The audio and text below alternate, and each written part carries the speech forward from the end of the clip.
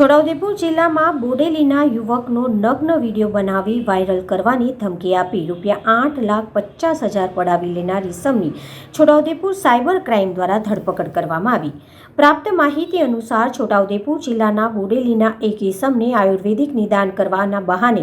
બોલાવનાર ઠગ ત્રિપુટીએ ધાક ધમકી આપી આ યુવાનનો નગ્ન વિડીયો બનાવી લીધો હતો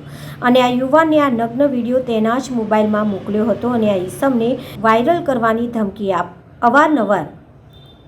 નાણાંની માંગણી કરવામાં આવી હતી અને કુલ આશરે ₹8,50,000 જેટલી રકમ તેની પાસેથી અત્યાર સુધીમાં પડાવી દીધી હતી, જે અંતર્ગત વારંવાર નાણાંની માંગણી ઠગ ત્રિપુટી દ્વારા કરવામાં આવતા માનસિક રીતે ત્રસ્તા ઇસમે સાયબર ક્રાઇમ એક્ટ મુજબ છોટાઉદેપુર સાયબર સેલ પોલીસ મથકે ગુનો નોંધાવતા પોલીસે ફરિયાદના આધારે તપાસ હાથ ધરી અને નગ્ન વિડીયો વાયરલ કરવાની ધમકી આપી નાણાં પડાવનાર ઠગ ત્રિપુટી પૈકી એક આરોપી રાજુસિંહ ચિત્તોડિયાની ધરપકડ કરી હતી અને અન્ય 2 સહ આરોપીને પકડવાના બાકી હોવાનું પોલીસે જણાવ્યું હતું। પ્રાથમિક પૂછપરછ કરતાં ₹8,50,000 જેટલી રકમ પડાવ્યાની કબૂલાત કરી હતી, જેને કોર્ટમાં રજૂ કરાતા 2 દિવસના રિમાન્ડ કોર્ટે આપતા પોલીસે વધુ પૂછપરછ હાથ ધરી વધુ માહિતી આ ગુના સંબંધિત પ્રાપ્ત કરશે। બોડેલી તાલુકાના એક ફરિયાદી એવી ફરિયાદ કરેલ કે અમારી સાથે છેતરપિંડી કરી અને અમારી પાસેથી ₹8.5 લાખ ₹8,35,000 જેવી રકમ છે એ આરોપીઓએ પડાવી લીધેલ છે। એ બાબતે